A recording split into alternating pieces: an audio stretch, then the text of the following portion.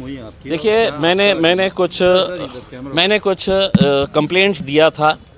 Election commission Delhi को भेजा था, महाराष्ट्र इलेक्शन कमीशन को भेजा था, यहाँ के आरओ को दिया था, कलेक्टर को दिया था, पुलिस कमिश्नर को दिया था कि किस तरीके से भारत नगर इलाके के अंदर पूरा पोलिंग बूथ को है तो कैप्चर किया गया था। फिर मैंने अंबेडकर नगर के अंदर खुले तौर के ऊपर पैसा बांटते हुए, वहाँ पे भारतीय जनता पार्टी के नेता पैसा बांट रहे हैं, पूरी महिलाएं वो पैसा खींचने के लिए, ये पूरा विजुअल एविडेंस अवेलेबल है।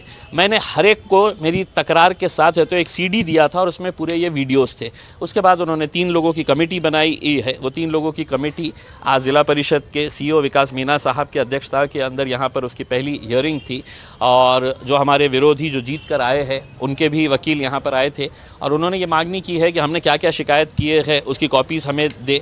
हमने उनसे ये मांगनी की है कि आपने जो कमेटी बनाए हैं उस कमेटी ने इनिशियल रिपोर्ट दिया है, तो वो इनिशियल रिपोर्ट क्या है हमें ये बता दीजिएगा ताकि हम है तो आगे बहस कर सके कि उनकी रिपोर्ट और हमारी रिपोर्ट के अंदर क्या फ़र्क आ रहा है करके उसमें।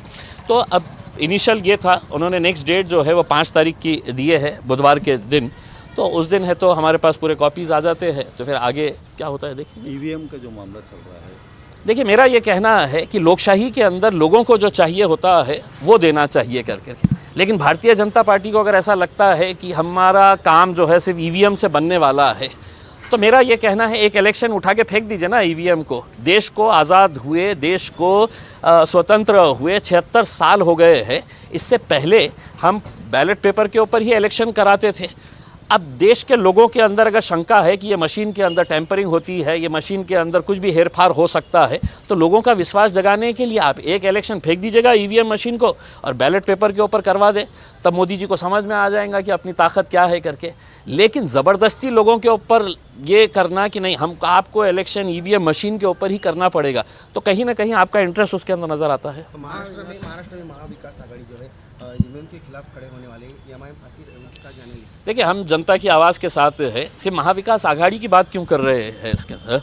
मेरा तो ये कहना है कि देश की जनता जो है, ओवरऑल जनता, आप सिर्फ महाराष्ट्र के हद तक नहीं, देश के कई सारे राजनीतिक पार्टियों ने इस बात की मांग की है। मैं लोकसभा के अंदर था, उस वक्त भी ये मुद्दा उठ के आया था कि EVM मशीन के ऊपर लोगों का विश्वास ख़त्म हो गया है, ख़त्म होता जा रहा है, इसको हटाइएगा करके उसमें। लेकिन सरकार अड़ी है, हम भी लोगों की जो भावना है उसके साथ खड़े हैं और खड़े रहेंगे। आज अजमेर का जो मामला चल रहा है उस पर क्या? देखिए EVM के ज़रिए अपनी सरकार बनाने वाली भारतीय जनता पार्टी जब ये देख रही थी कि पूरे टेलीविज़न चैनल्स के ऊपर सिर्फ बेईमानी के ज़रिए जीता गया महाराष्ट्र का इलेक्शन की खबरें चल रही है, तो उस खबरों को डाइवर्ट करने के लिए उन्हें ख्वाजा गरीब नवाज़ की मदद लेना पड़ा और उन्होंने अजमेर शरीफ का मुद्दा बीच में लेके आए। अब पूरे मीडिया वाले जो है वो बेईमानी की खबरों को हटाकर अब किस तरीके से अजमेर शरीफ के अंदर सर्वे किया जा रहा है, पूरा मीडिया जो है उसी के ऊपर लगा हुआ है। तो बेईमानी जो है वो सिर्फ भारतीय जनता पार्टी करती है ऐसा नहीं है। वो भी कह देते हैं कि मीडिया वालों यहाँ तक अब आपको हमने इलेक्शन तक बात करने की थी, अब हम आपको नया मुद्दा दे रहे हैं, अब उसके ऊपर अपनी रोटियां सेकिएगा करके। कलेक्टर साहब ने कहा है कि निष्पक्ष इलेक्शन हो है औरंगाबाद जिले। कलेक्टर साहब किसकी भाषा बोलेंगे? मैं तो कलेक्टर साहब को ओपनली कह रहा हूँ कि मैंने आपको एविडेंस दिया हूँ कि कैसा अंबेडकर नगर के अंदर वहाँ पे लोगों को पैसा दे देकर वोट लिया जा रहा था। ये विजुअल एविडेंस है, मैं ज़बानी आरोप लगा रहा हूँ ऐसा नहीं है।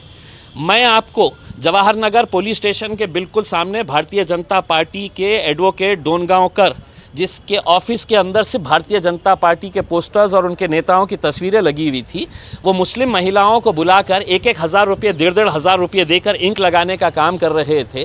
तो मेरे हिसाब से ऐसे बेईमानी का इलेक्शन ये सिर्फ भारतीय जनता पार्टी जीत सकती है।